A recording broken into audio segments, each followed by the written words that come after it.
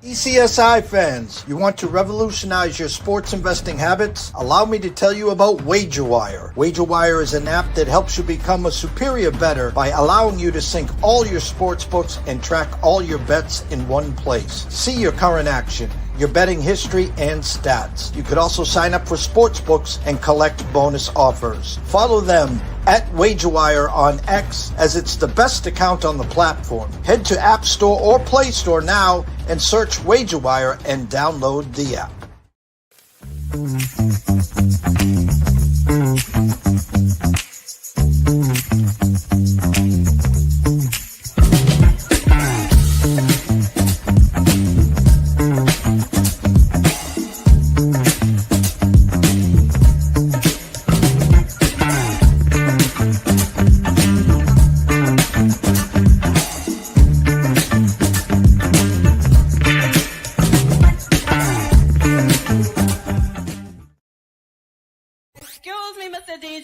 Check this out. We got a great show coming your way.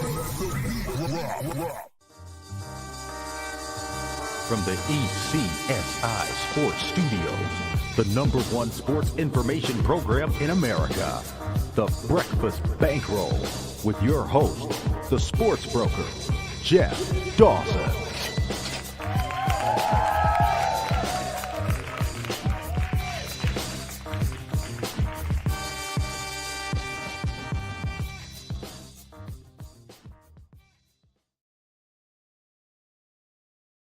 Good morning, sports fans from all around the globe. I am the co-host, Jeff Dawson, East Coast Sports Investors. Welcome to December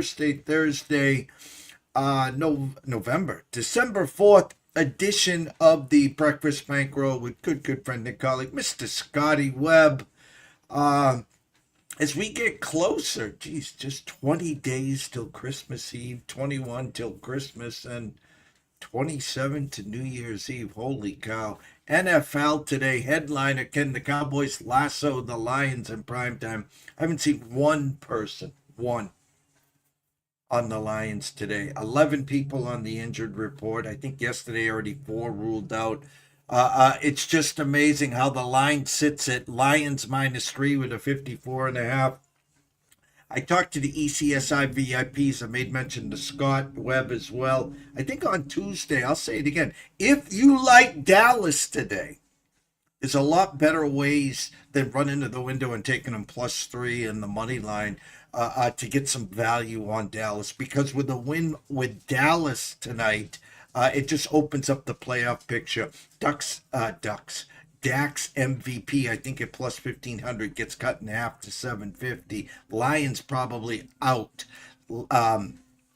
Dallas within a game because of the tie of winning the division. So there's a million options to go there. But first and foremost, of course, as always, a shout out to our proud sponsors and partnerships. It's WagerWire. Head on over to Google Play, download the app. It is free. Travis, Zach, myself, Guy, Alan, Matthew, Caro, Bucks, Amber, Holly, list is endless. Come on down, enjoy the rest of 2025 with us, and get ready for 2026. It will be epic. And of course, AtlantaSteaksAndSeafood.com. Terry Smith, same thing. I know you've heard of Omaha. I know you've heard of Butcher Block. Come on over to AtlantaSteaksAndSeafood.com. The quality, even better. The customer service, a bazillion to one better. So head on over to AtlantaSteaksAndSeafood.com. So without further ado, let's bring him in. Let me see where I'm going to go. I'm going to go here. Mr. Scotty Webb. What's up, Scott? Hey, good morning, man. It's a it's an interesting Thursday, right? This game is interesting. Obviously, we got college football to talk about too. So the narrative that I look at for this game is Dallas is surging, and Detroit is not. Detroit is banged up. Dallas doesn't play well on the road.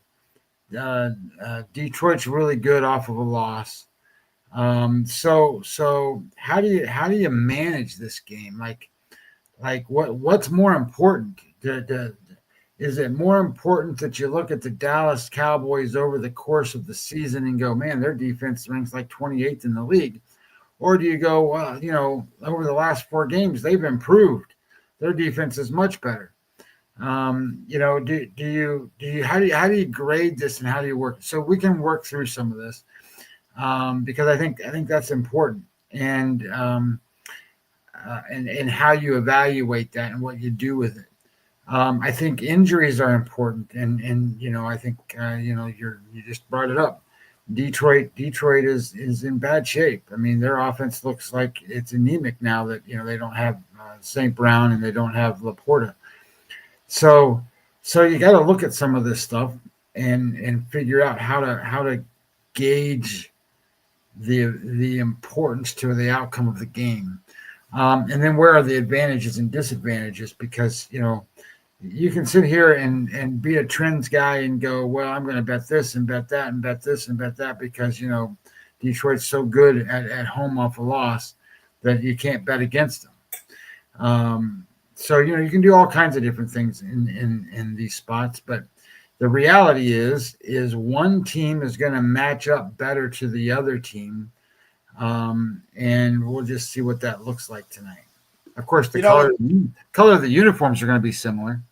The funny thing is, Scott, is I was Mr. Lucky in Japan, 14 hours ahead of us. We're talking about our Westgate Superbook card. We're 3 games out of the top 30 right now. Of 1,550 guys that started. We have done, I'm the market guy, so I tell him what the market is telling me. And then from there, he gives me all his information, trends, angles, blah, blah, blah. And for a week, we just, Monday, Tuesday, Wednesday. We usually don't play the Thursday card. So that gives us Friday and Saturday to get the information. More information, usually better off you are. But my point is, we've been doing very well of late. What the market is telling us, but who's playing better? And this week, the market is on a handful of teams that are not playing well versus teams that are playing well. So, a lot of people have had a hard time. Everyone's jumping on board of the Patriots. They're the talk of the NFL, Drake May, Vrabel. Until they finally saw the Bears, #1 seed in the NFC, just won in Philly. Now you visually see it in front of you, and the difference between the Bears and the Patriots is just 1 game. And I'm just beating this over the head to everyone. And yet I think the Bears are only plus 270 not to make the playoffs. Okay, so the narrative that you started with, again, Dallas doesn't play well on the road. Well, do you know what their record is on the road? Since September, they're 2-1 on the road. Yeah, but I didn't take that game against the Raiders. Anybody can beat the Raiders. The Patriots didn't. Well, that was a home game for them, and that was the beginning of the season. But no. Don't change the narrative. My point is the Patriots lost to the Steelers and the Raiders. That's it. So my point is, since the Micah trade, this team has changed. And I said all year, Dallas is an amazing team at home, meaning offensively, and they don't play well on the road. Well, they're 2-1 on the road since September, and they're against cupcakes. I'm not trying. I'm being a wise guy right now, but that's just the narrative, And what is the Lions going to do today without St. Brown? They're going to go back to the basics. It's going to be Montgomery. It's going to be getting Gibbs into space. What has Dallas done best since the Micah trade? Stop the run. So how come the Lions are -3? I think it's the buy-in that looking at my research here, let me pull it up. If you go back and you look at this, the number is astronomical. Where is it?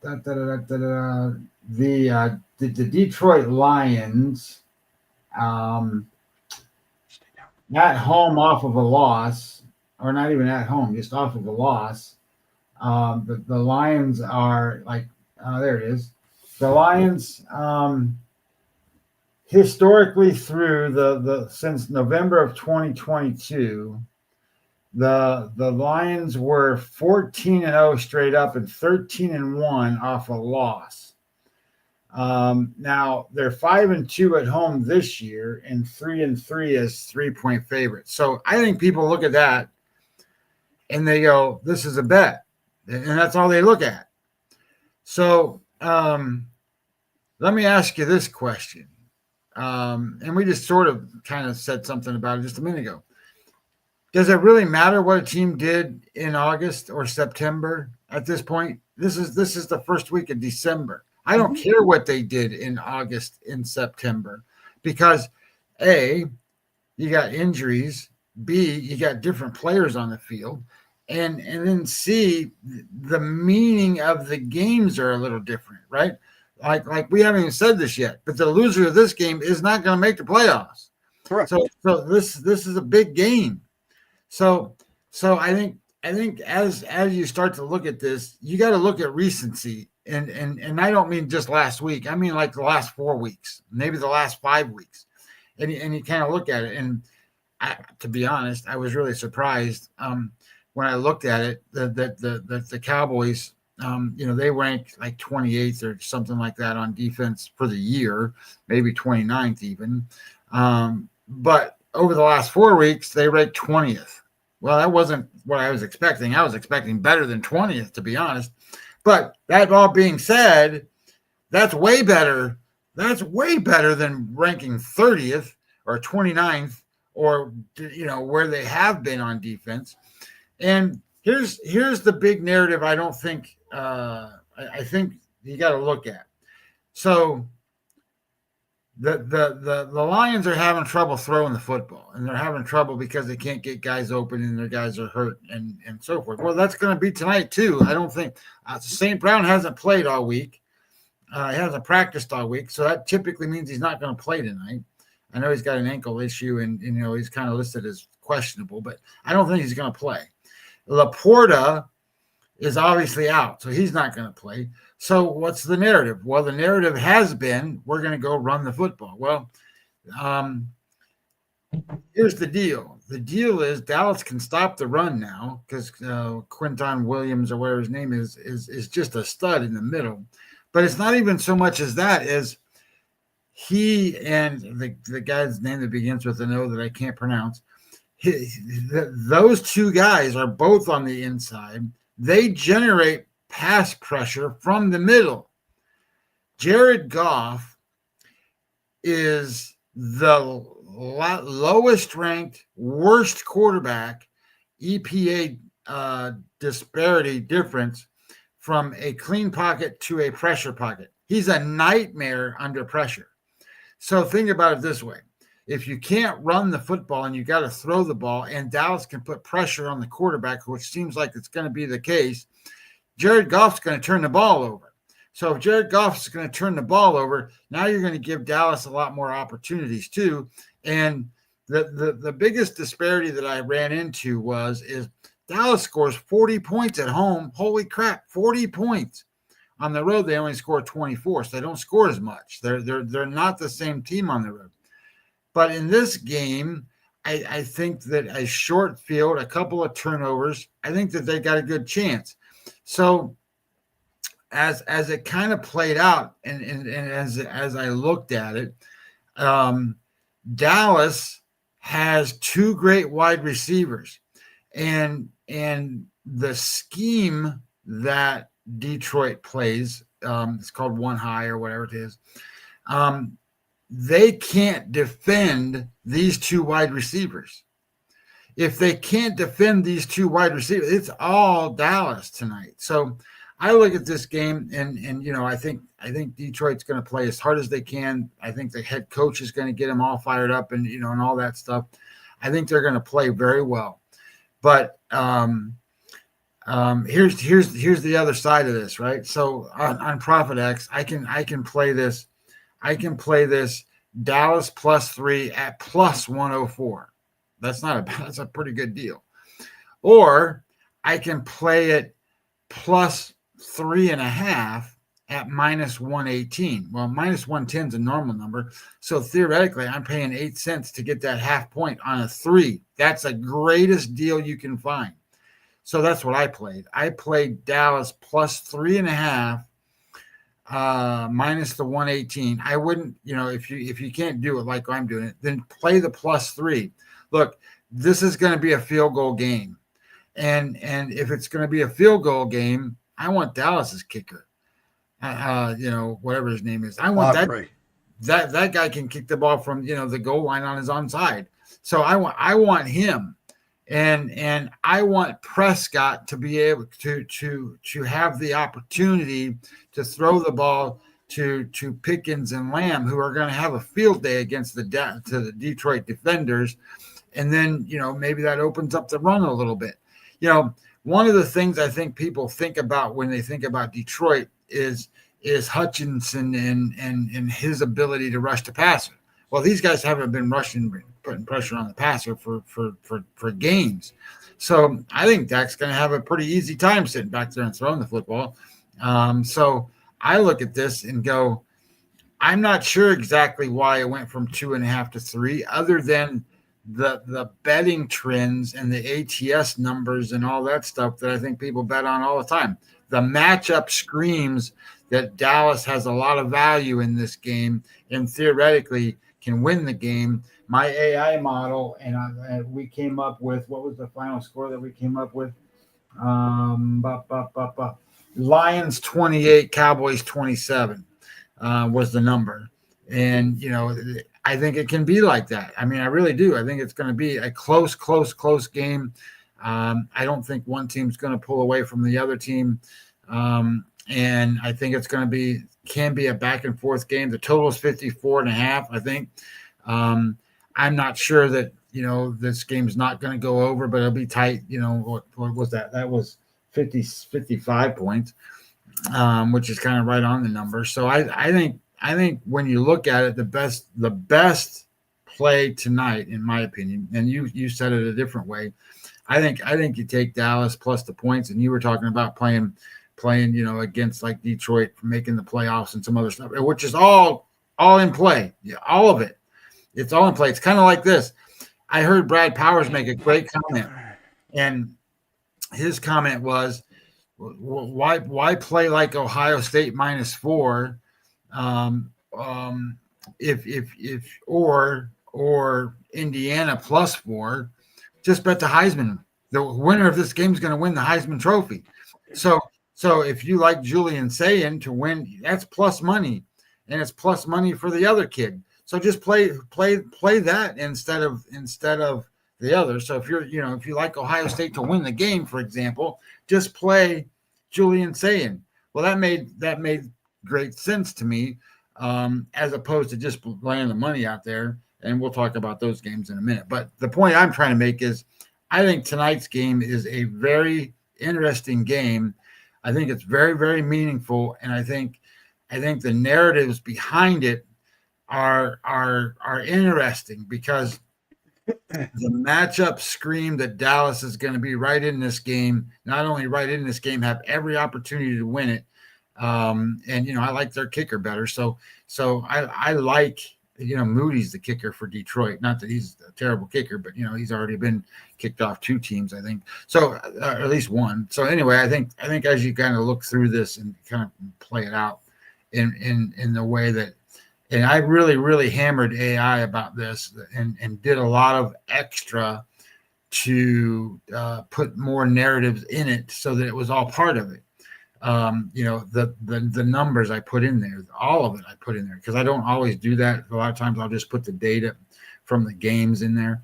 But I wanted to make sure that I valued the last 4 or 5 games over the full season of work, but still credited the full season of work in it, if that makes sense. And then kind of went from there. From a market standpoint, and I'm not trying to poke holes in anything you said, because you're spot on everything that you said. But last Thursday on Thanksgiving, from a marketing standpoint, Lions opened up at 2.5 versus the Packers. and the public pushed it to 3. Packers went outright. This week, the market opened at the Lions 3.5, not 2.5, 3.5. And it's been bet down to 3 and sticking at 3. The numbers tell me initially 28-24, somewhere in that. If I could honestly, Biff's Almanac, I think first 1 to 30 wins. Now, does Campbell get creative? No St. Brown. Put Montgomery in the backfield and put Gibbs out on one of the wide spots and hope that he's matched up against a linebacker. Can Tesla step up? I don't even know the name of the backup tight end. What will he do? But it will become to, can they keep Goff upright? Who wins the turnover battle? But this number again, Scotty, makes 0.0 sense to me. This, with all the public, with all the social talk, with the last 3 weeks, you talk. Lions were, I think, 14-0 after a loss. Well, if you go back to their last loss, they lost again, and so that was the one loss. So they have been leaking oil for a while, like a lot of teams. Yeah, here's another narrative. I get a report from a guy named Sam Hoppin, and he sends me a lot of data, NFL data. But one of the things he does that's kind of cool is he sends me a composite power rankings numbers.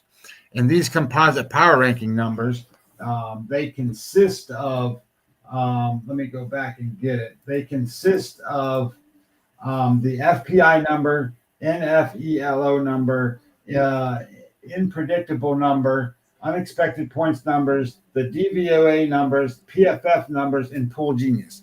So then those composite numbers from all those power ranking numbers are then thrown into one. It's a combined power ranking rank. And what you do with a power ranking, guys, is just as simple as this. You get a number, and then another team has a number, and you subtract the number, and that's the line. And that's kind of how it works with some of this stuff. Well, if you do that, the Detroit Lions are 4.8, and the Dallas Cowboys are 1.2. So that makes 3.5. Well, basically 3.6. But that doesn't include home field advantage, so you give them 1.5 for that. Theoretically, the Detroit Lions are undervalued at -3. It should be -5 according to all of this. And I put that into the AI number. I put all that in there. And after the matchups and everything comes out, it's basically telling me Dallas is undervalued because of the matchups, because of how they can attack the style of defense that Detroit plays. Detroit plays a style of defense that does not do well against the wide receivers for Dallas. And then Dallas's defense, especially now that they got Quinshon Jenkins, or whatever his name is, Williams, those guys can stop the run. So if they stop the run, which is over the last couple weeks, Detroit's been 5% more run than they have been before.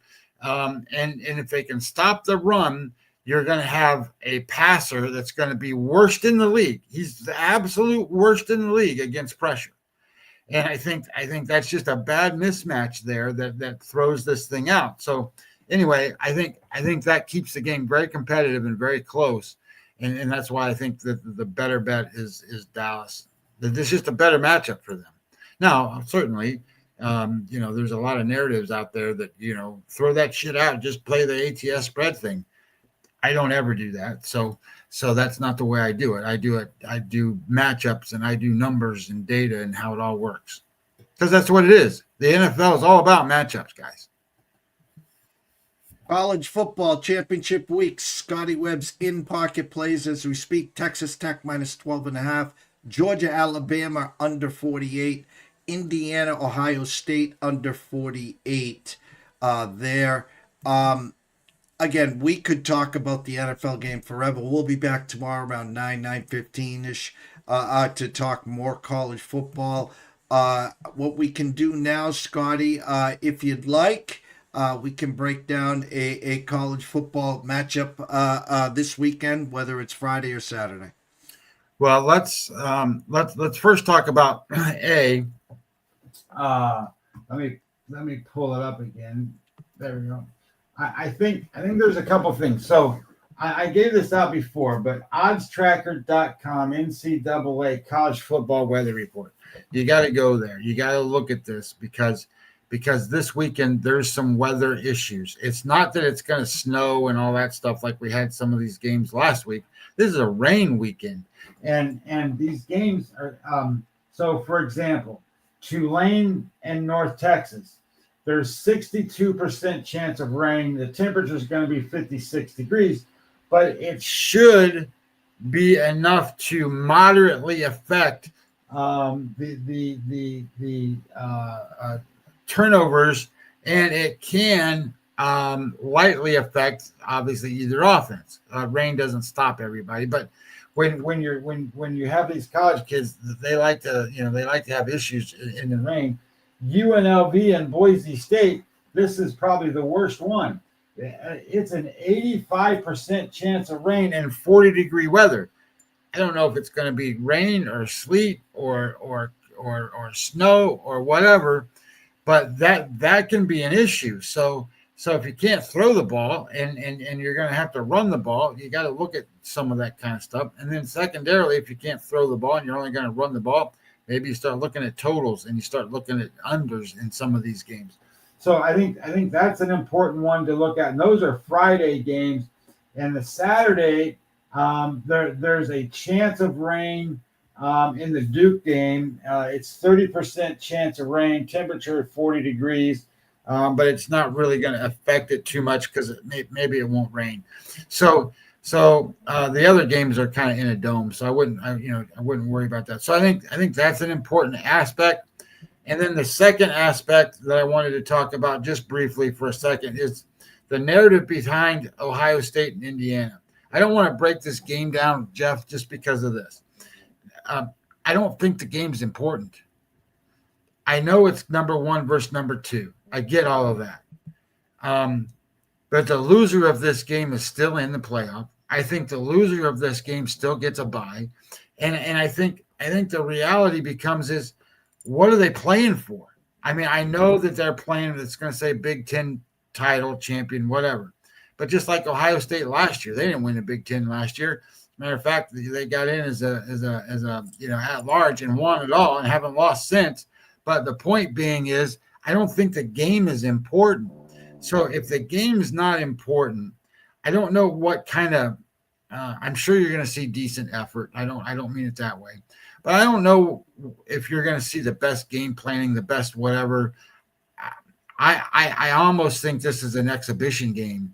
So in my mind, I know that this is a great matchup and all that stuff, but at the same time as that, they don't care about this game.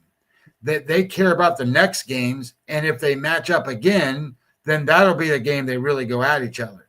I don't think they're really going to go at each other as much in this game as they do the others. So I think you keep that in mind. And I shouldn't say A.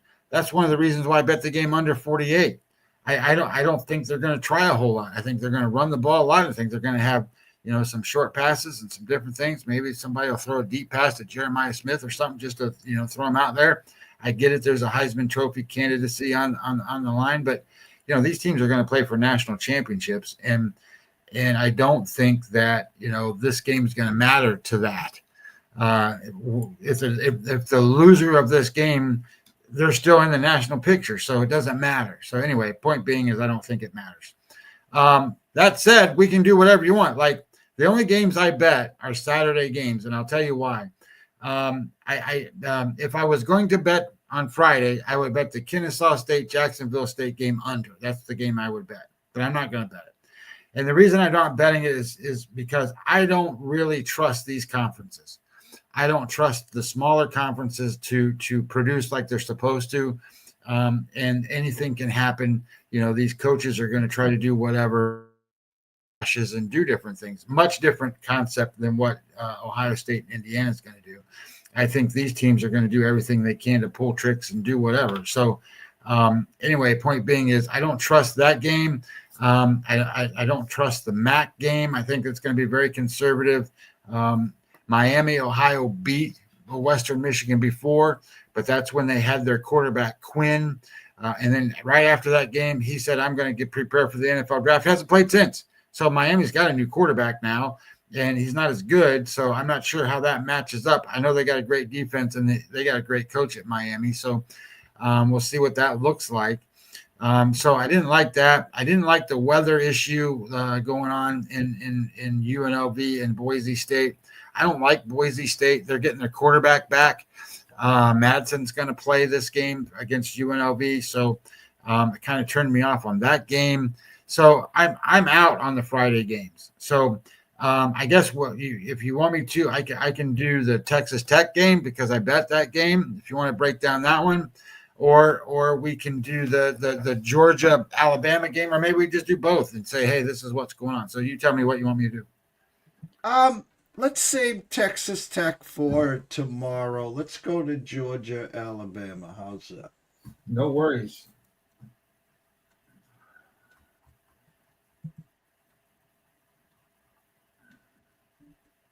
So I think the first thing when you start to go here with the Alabama and Georgia game, I think the very first thing you got to remember is let's pull up the Alabama scores for a second. So let's go Alabama full profile and then slide it down and let's look at what they're doing, right? So Alabama beat Auburn 27-20 in the last game. They should have lost that game. So if I pull up where it says stats and you click that button of that game, it takes it a second, but it'll pull it up. And then as it comes up, you can, and if you've never seen this before, guys, and you've never seen this breakdown of a game, this stat sheet is the best you'll ever see. So what it tells you is on the left-hand side, at the very first, let's start at the top. Well, it tells you the win probability, and then it says expected points. So those are the two graphs that you're looking at the top. So you can just kind of see what the expected points are. And if you look at it, you see that dark blue line? Well, at the end of the game, so if it starts from left to right, if you look at it at the end of the game, Auburn was expected to have more points than Alabama based on the way they played. You can see it just visually. And then as you start to scroll it down just a little bit, you're going to see that on the left at the top, it says team stats, and that's where you're going to see success rate, EPA, yards per play, and all that stuff. See all that dark purple? That's Alabama. That's not Auburn. That's Alabama. So then you start looking at, well, how did that happen? Well, you can see if you scroll down just a little bit under what the column that says expected points, you can look at production. Look at the number, the yards in the game. Alabama had 280 yards of offense in the game. Look at how many Auburn had. Auburn had 445 yards of offense. Auburn threw the ball for 259 yards. Alabama threw the ball for 120 yards. So this is a common theme. And we don't have to do this exercise because I've already done it. But we're going to click back out of here, Jeff, for just a second. I don't think we need to go through it totally out of there. But my point being is if you've never looked at a box score the way this is, you should do it because there's a lot in here. So the second thing is Alabama lost the yardage game to Auburn. Of course, they didn't lose to whoever they played, EIU, whoever that is. Then they played Oklahoma. They lost to Oklahoma. Then they played LSU. If you look at the box score in the LSU game, and we don't have to do this, they lost the yardage to LSU. They lost the yardage to South Carolina. They lost the yardage to Tennessee. They lost the yardage to Missouri. They lost the yardage to Vanderbilt. This team is winning games somehow, some way that they shouldn't be winning. So that's the start narrative of this. So as we go forward, you got to go, well, this is a pretty damn lucky team to start, right? So then when you scroll back up and you start to go back to the breakdown of the game. Go click it back one spot, and you'll see the breakdown of the game. So as you see the breakdown of the game, you're looking at it. EPA, they rank 14th, Georgia's 28. Yards per play is 25 to 41. Georgia's ahead. Available yards 12 and 13, and then success rate is about the same. So you start looking at it and you go, okay, well, they're similar teams, and they kind of are. But you see that dark purple over there for Alabama side? That's offensive success rate. That's a 130th ranked offense in success rate for Alabama rushing the football. What can Georgia do? They can stop the run. So that makes Alabama very, very one-dimensional in this game. They're going to have to throw the ball. Of course, they got a pretty good quarterback, Tyler Simpson. I mean, he's a good quarterback. His QBR rank is I can tell you what it is. His QBR rank is where is it? His QBR rank is 13th. That's pretty good out of 130 schools. Well, the Georgia kid's 5th. So even though 13th is pretty good, it's not as good as the other kid. So I think there's some thoughts here to start as a narrative that Alabama is almost as fraudulent a good team as there is.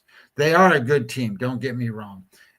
They've done some things well, but if they can't run the ball, which I don't think they're going to be able to, then you're going to run into the problem.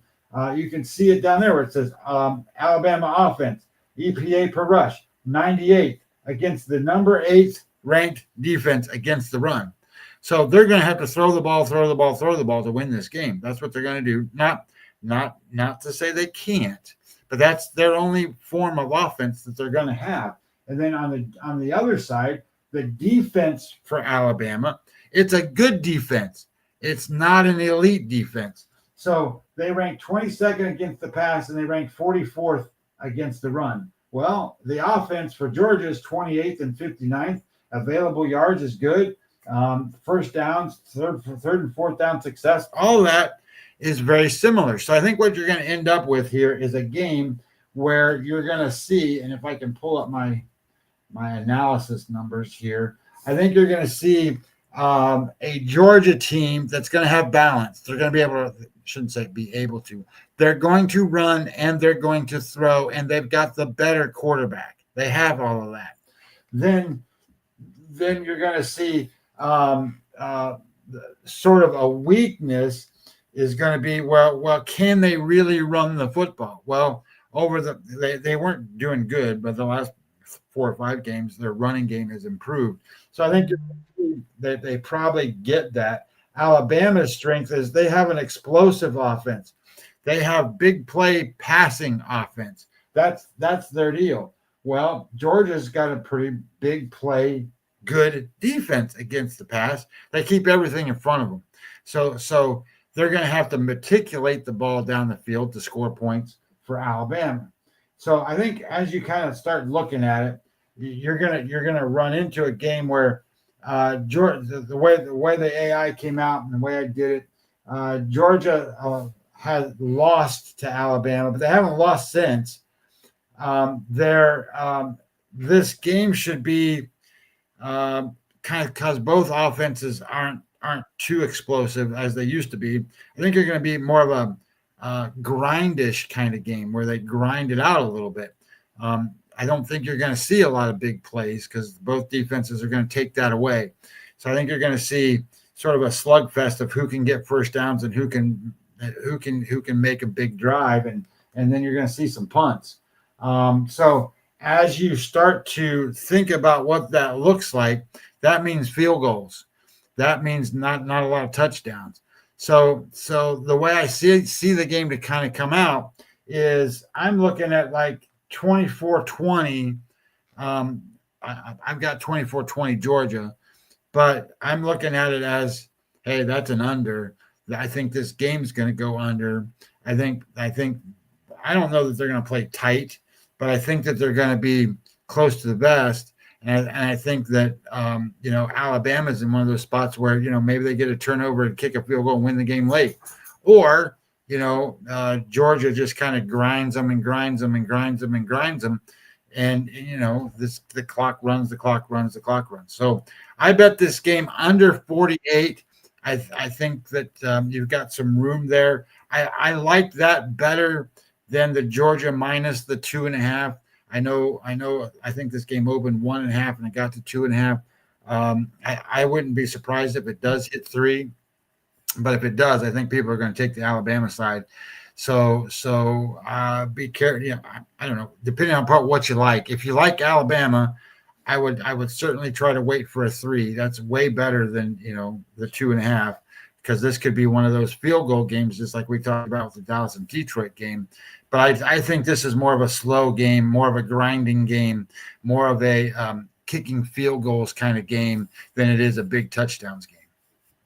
Well, again, I'm going to do this here. Give me a second here. Stop sharing. I'm going to go to here. A lot of things I'm going to add here. A couple red flags in my eyes, just reading the market. One and foremost one, Jeffrey Benson at the Circa opened this at a pick'em. And again, we remember what we saw last. Alabama opened up 17-0 against Auburn, and there was Auburn driving for basically the tie. They would have went for 2, I think. They fumbled on the 20. The yardage differential was staggering, and it's been the last few weeks. And you nailed the reason why. If you can't run the ball, you're going to get more quote-unquote explosive plays. What? From the air. Back in the day, Alabama had a ferocious defense, and Derrick Henry, the list is endless. They had these backs where they could control the ball. They can't do that this year. So going in against Georgia, who they already beat between the hedges, they know we can't run the ball, but he can't throw the ball 70 times either. They're going to have to take their lickings and maybe pass on first down, run on second just to slow them down, and then see what they are there. Second of all, you talked about Ohio State, Indiana.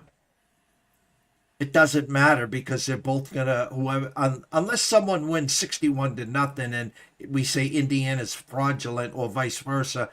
My point is they're both going to be in the top 4. Well, there is a scenario, Scott. Alabama loses, they have 3 losses. And would the committee penalize them for losing in the SEC title game and save all the drama and put both Miami and Notre Dame in and say, hey, you know what, Alabama, it was a good year. Yeah, you did lose to the top 4 team in the country, but look at your resume the last month. You've been struggling. So the sense of urgency, Georgia's not going anywhere. They're going to stay in the top 4. About damn time the committee listened to me. I don't know what you guys have been watching with Oregon. Texas Tech has belonged in that top 4 for a while now. Thank you. Oregon got dropped below the top 4. They're 5 now. And I'm being sarcastic there, Scott, of course.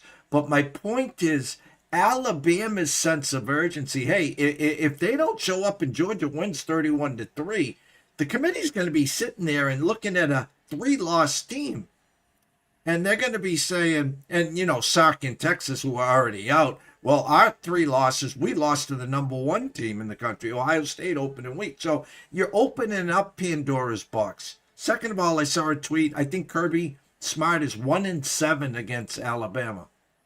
Well, his only 1 win was for a national title, so I think it was worth a little more than that one. So my point is, the Benson opening line at a pick'em, knowing the Georgia money's going to come in, the little sense of urgency on the Alabama side saying, hey, we don't want to put this into the committee's hands, guys, because, Ohio State didn't even go to a title game last year, and then you saw what happened there. So there's a lot of question marks where this Saturday, especially, or Friday, championship week, used to be a big thing. Hey, we're the regular season champs. it's a meaning. These games are meaningless. They're money grabs because as long as you're in the final 12 and in the playoff race, what good is a regular season trophy anymore? It's not about that, and the game has changed. So a lot of question marks here. I believe everything you've said. Everything you said. Like the Dallas Lions game, the whole world's on Georgia. No one's on Alabama. And that won't get to 3, I don't think. I think that the books are playing coy, saying, hey, you can get Georgia less than a field goal right now. Keep coming and keep coming. Real intrigued about this game, Scotty. Yeah, no, I don't. That's why I don't want to play a side. Like I just think it's a slugfest defensive battle. I think both teams are going to struggle a little bit. I think that there might. I don't think there's going to be a lot of big explosive plays. I think there's going to be a lot of field goals. So I like under, and I know it's in a dome game, just like the Ohio State Indiana's in a dome game. I think that favors Ohio State dramatically, being in a dome game. Like if Ohio State played Michigan in a dome game, man, they could run like the wind against the team like that. But they played them in the snow, so I think that when you start to think about kind of where the advantages are and where the advantages aren't. And again, like I talk about this all the time, and I'm not a spread. I'm not an ATS trends guy. So I do trust what you'd say about the market and things like that, because I think market does matter, because my opinion is one opinion out of a million or however many that move the market. And so if the market's moving against me, there's a million people thinking I'm not smart. I don't worry about that as much because, sometimes it just works out to my advantage when the market moves against me. It's better. But that all being said, it can't be the most reasonable thing when you sit there and go, hey, the market's moving against you. Oh, that's I feel really good. I don't. I like the market to be on my side. But all that being said, I'm hesitant to bet Georgia. I'm hesitant to bet Georgia. I think everybody and their brother looks at that game and goes just exactly what I said. Well, Alabama's pretty damn fraudulent how they win in these games. They don't win the yardage total and the games they're playing. They're getting beat on the field. They just somehow win the game. So maybe that happens again. It's not to say it can't. So when you start to think about it, I think, in my opinion, I'm going to stay away from the side part of it, and I'm going to go, hey, I think this is a field goal game. A lot of not many touchdowns, not many big plays, a lot of clock run, and I think it's a good under. And like that Ohio State game, I'm waiting for somebody to tell me why it's important for either one of those two teams. I was listening to the college radio show on my XM radio or whatever, and there was a head coach on there. I forget what his name was. I don't remember. And you know what he said? He said, I would rather not even play the game. I would rather play my second string guys. I don't need this game. I don't need this game for seeding. I don't need this game to get my first round bye. I don't need this game for any purpose at all. I get it. You can be the Big Ten champion. I'm not playing to be the Big Ten champion. I'm number 2 or number 1 in the country right now. I'm playing to be the national champion, and I'm in the tournament. I'm going to be a first round bye, whether I lose this game or not. So I'm going to play my second string guys. I'm not going to get anybody hurt. I'm not going to do anything. And then the guy says, the host goes, well, this game could come down to who's going to win the Heisman. He goes, well, I get all that. But the kids that are coming here don't come here just to win the Heisman. They come here to win a national championship. So I want my quarterbacks to be healthy. I want my guys to be this, to be that. He goes, to be honest, I wouldn't even I don't care one way or the other. And I started thinking about that going, God, I mean, this is a former national champion college football coach telling people he would play second team. I get it. That's how meaningless that game is. Anyway, that's my thought. on that game. I'm going to wrap it up here with, I'm going to help you with your closing thought today. What I saw yesterday, maybe you can add a couple 2 cents. The Toronto Blue Jays, who had an amazing year, win the AL, fought tooth and nail against the Dodgers, losing 7 games, and the off season. And I've said, and you've said, and we all know, Toronto's not afraid to splash money. They'll spend Well, with they got money. anyone. They'll spend with anyone. The hardest part with Toronto is to get to people, players, to Go there. cross the border to go there. And so they could have sat on their laurels. And they're in a tough division, the AL East. And they said, you know what? We're going to keep going. And they add Dylan Cease. They add Ponce, the number 1 guy in the KBO, another arm. So there goes Laura. Who knows what's going on with Berrios? And then I fell off my chair when I read this yesterday.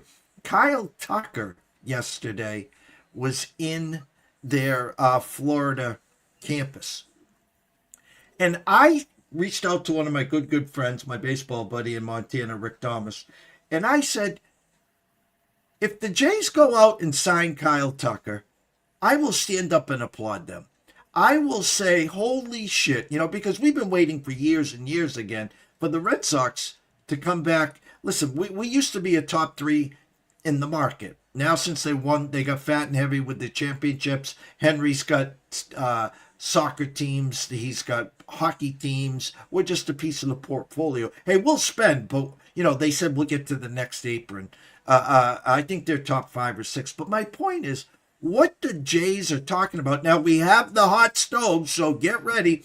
We'll be on next week, Monday. So during our football talks Monday and Tuesday, we'll be talking some more baseball, and, of course, on Thursday, Friday as well. But holy shit, I'm applauding the Jays at this point. Well, let me just start with this. I was already looking at this, been looking at this. Truth behind the scenes here at the Webb office. I am working on this basketball, right? So I told you I was going to try to get into this basketball. Well, I haven't liked how how I've run it and how the AI has been going until yesterday. So I had to make some tweaks and do some stuff, and I ran a test yesterday. I only had 4 games. I'm like, let's pick these 4 games and let's do this. Well, the 4 games came out 4-0, and it was also 4-0 on the total. So I'm like, that's pretty good. 8-0, that's a pretty good day. So more testing before I start getting involved in this. So that's number 1. So in lieu of that, I'm having these other conversations in my head and with my wife about baseball. And you know how it is with me with baseball. I mean, baseball is the love of my life. That's the way this thing works. And so I have a lot of stuff I'm already looking at. I used to write this book and do different things and preview every team and all that stuff. I did all that stuff. I thought it was important, for the idea of really getting to know a team, and then B, trying to help people. Well, I mean, I gave the damn thing away for free, charged $5 for it, whatever. Nobody bought it. Nobody took it away. So I don't do it anymore. Point being is, I still have these things and I still look at this stuff. So I'm going to give everybody another website to look at, right? I always look at all these websites, but this one is Fangraphs. If you go to Fangraphs, and under Fangraphs, you go to roster resource. And don't click roster resource, but it'll bring down a drop down box. In the drop down box, if you slide down, it's got a spot that says off season tools. And if you go there, the second one down is the kind of the one that you want to look at. It says off season tracker. If you click it and click the off season tracker, it's going to pull up, and I'm going to kind of swing this over so you can sort of see it.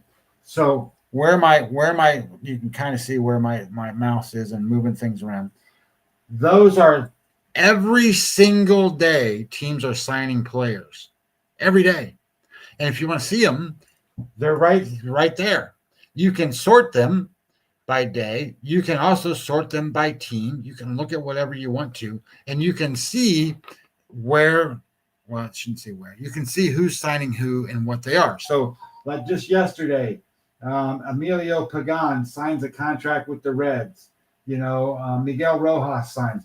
Cedric Mullins signs with the Rays. They're all right here. So you can see all the different things that are going on. And then if you really wanted to look, you can go back up and you can click the team name and you can see what your team's doing. Like Jeff likes Boston. So let's click Boston. So Boston on the 25th, they acquired Sonny Gray and sent out Richard Fitz and Brandon Clark. They non-tendered Nathaniel Lau and Josh Winkowski or whatever. They signed Connor Wong, and then it just goes down the list of everything that they're doing.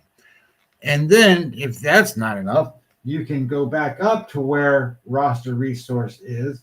You can go to the depth chart, and you can pull up what your team looks like.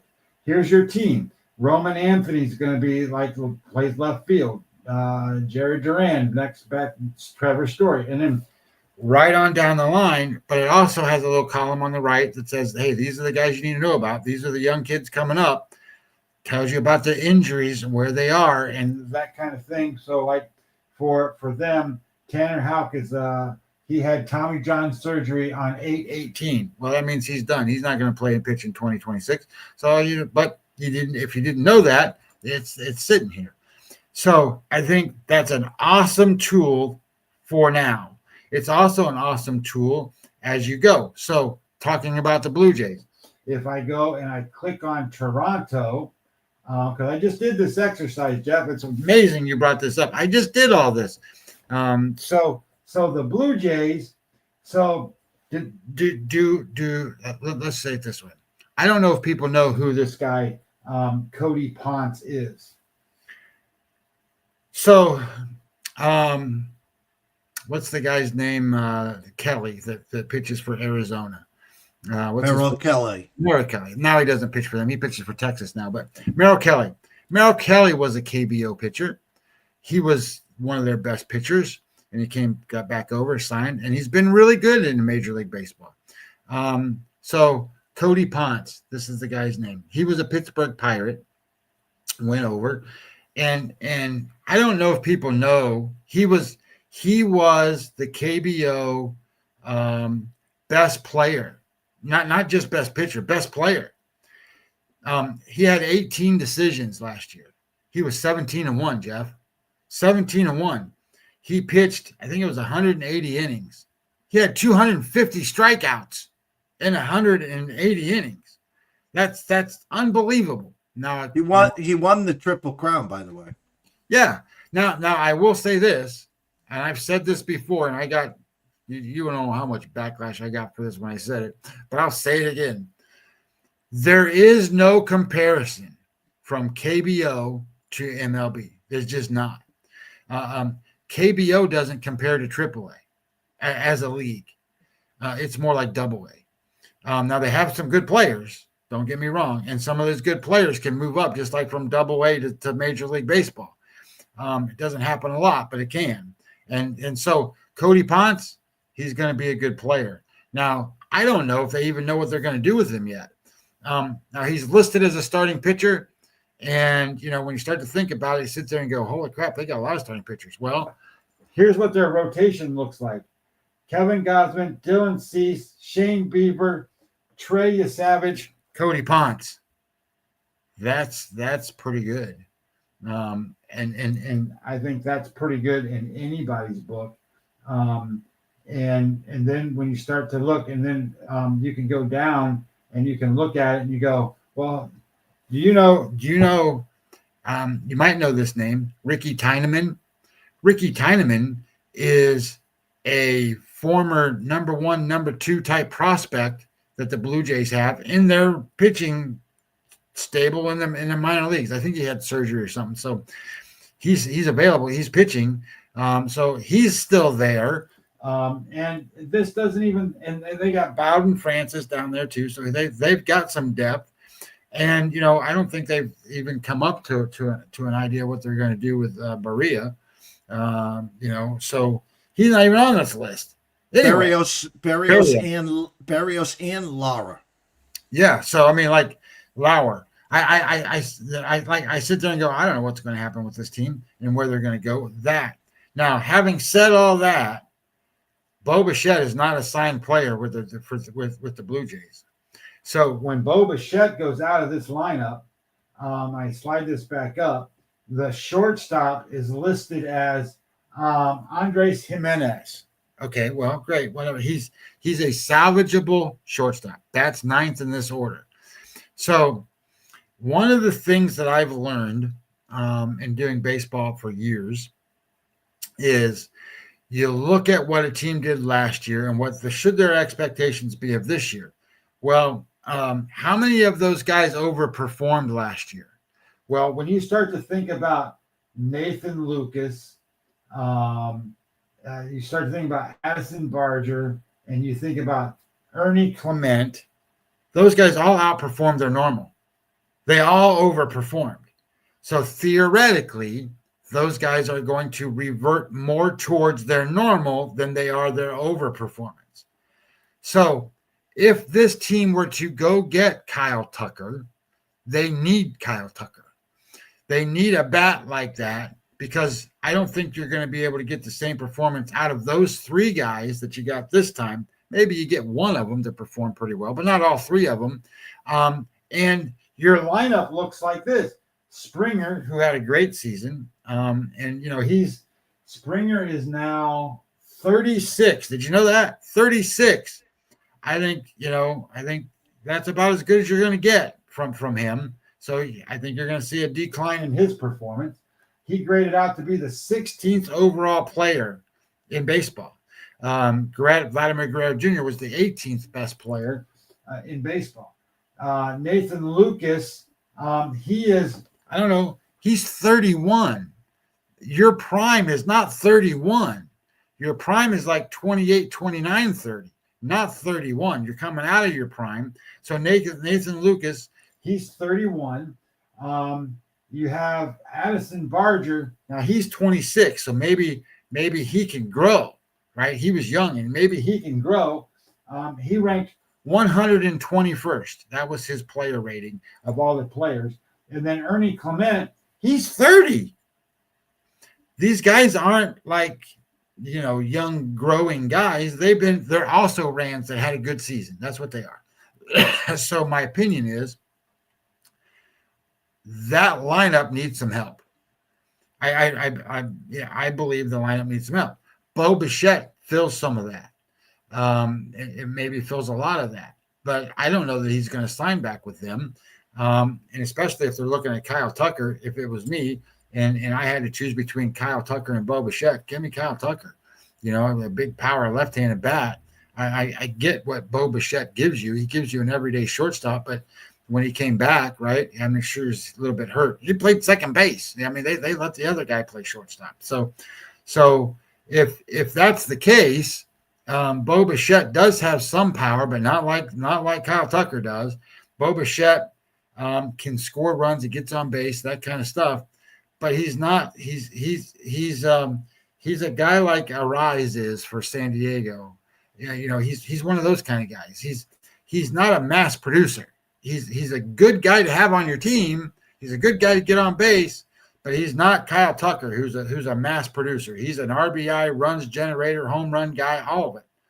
So I think Toronto is in a spot where they need some offense.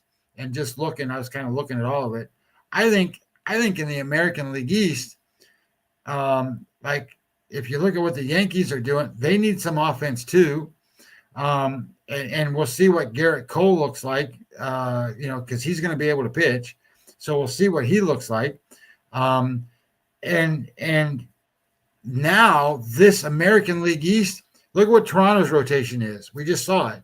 Well, Boston's got some guys at the top of that rotation, right? Crochet's pretty damn good. And then Boston, where's Boston? There we go. They brought in Sonny Gray. Sonny Gray. So you got Crochet, Gray, Bello. Crawford, and they're listing Patrick Sandoval. If Patrick Sandoval is going to be a starter for you, I don't think that's going to be good. But anyway, he is, Patrick Sandoval is, man, I didn't think he was that young. Patrick Sandoval is 29 years old. I thought he was like 50. Anyway, so when you start, you're thinking of Pablo Sandoval, LOL. Yeah. So when you think about this, I think okay, well that's some pretty good arms for Boston, and then you go look at the Yankees, and the Yankees, so the Yankees is kind of weird because they're showing Rodon, who had surgery on his elbow to clean up bone spurts. Well, that's not going to be a problem. He's going to be ready to go. So they're showing him on the injury list, but don't count him on the injury list. So you've got Fried, Rodon, and what's his name? Now I can't even think of his name. There is Garrett Cole. They're going to pitch. Garrett Cole had Tommy John surgery in March of last year. I don't know if he's going to be ready in April, but I think he's going to be ready in May or June to pitch for the Yankees. He's going to have almost a full season. So, and then you have the young kid that throws 100 miles an hour, right? Schlittler or whatever his name is. Schlittler. And you also have the other kid, Luis Heel. And Will Warren pitched halfway decent for them. So I think when you start to think about it, that's a good rotation. And then let's look at the Rays. So the Rays, Tampa Bay, what's interesting about Tampa Bay, they get Shane McClanahan back. Shane McClanahan is their ace, man. He is their guy. But he's listed as their third best pitcher now. So you've got Rasmussen, Pepio, McClanahan, Baz, and a young kid named Ian Seymour. Look, I think you're starting to see the American League East get dominated by pitching. And Baltimore, they're going to be out because their best pitcher is the guy they got from Miami last year, Trevor Rogers. Now, if he pitches like he did, that's pretty good. But Trevor Rogers, and then they get, what's his name back? Bradish. Bradish is good. He's not like an ace, but he's good. And then Dean Kramer and Tyler Wells comes back, and Cody Povich, or whatever his name is. Yeah, Cade Povich. I don't like that pitching lineup to match up to what we just talked about. Those four teams, Jeff, all pitching dominant. And then when you start to think about offensive formation and what it looks like, I think they all need offense. I think they're all going to need offense. I like what the Rays have done. I really do. The Rays getting Cedric Mullins, that's a big addition for them in the outfield. And then they also got Luke Fraley from the Reds. That's not a bad addition either. And there's some internet rumors, and I don't know, none of that shit can be.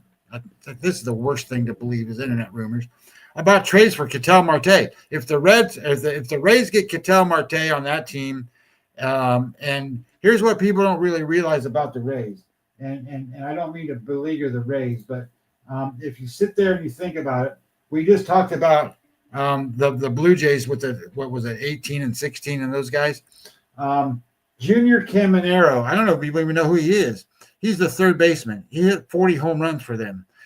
He ranked 13th. Yandy Diaz, who did not get off to a good start for them, ranked 26th. And then Brandon Lowe is another guy ranked under 100, ranked 81st.